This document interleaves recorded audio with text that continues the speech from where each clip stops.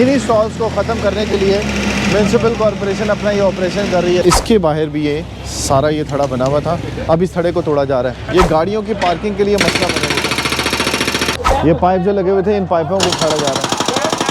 6 से 7 प्लाजों के बाहर जो थड़े बने हुए थे एक्स्ट्रा फुटपाथ के आगे, वो तोड़े गए हैं पार्किंग के लिए। प्रॉपर स्टॉल लगाए जाते हैं, ठीक है। और जब कमेटी वाले आते हैं तो ये स्टॉल वाले तो ये निकल जाते हैं यहाँ से, फिर उनका शिकार जो होते हैं वो दुकानदार हज़रात हो जाते हैं। पहले इन लोगों को पकड़ा जाए और फिर दुकानदार हज़रात को छेड़ा जाए। सामान उठा के ये गलियों में और अपने घरों में ले जाते हैं, ठीक है। और पीछे जो उसकी शिकार होते हैं वो दुकानदार हज़रात हो जाते हैं। अरेस्ट किया जाए वो इन स्टॉल वालों को किया जाए, ठीक है। उसके बाद दुकानदार का एक्शन लिया जाए। इन सारों ने अपने अपने पानी की जगह भी आगे की हुई है, जहाँ पे पानी आता है वहाँ पे ये थड़ा डाल लेते हैं। उसी थड़े के ऊपर एक स्टॉल लग जाता है जो बाद में किराए पे भी लग जाता है 10-12 हज़ार रुपये पे। कोई लोगों ने खुद लगाया हुआ है। ये जो भत्ता लेके लोगों ने स्टॉल वगैरह लगवाए हुए हैं, उनके हमारा दुकानदारों का क्या कसूर है? बाहर से ऊपर से चतुर से ऊपर से गंद फेंकते हैं रोड पे, ऊपर से शापर पकड़ते, डस्ट नीचे गिराते हैं। पार्किंग की जगह पे भी दुकानें बना दी जाती हैं और उसके बाद आप पुराने नक्शे उठा के देखें ना, हर प्लाजे के नीचे पार्किंग अप्रूव्ड है, लेकिन वो पार्किंग बाद में ख़त्म कर दी गई है।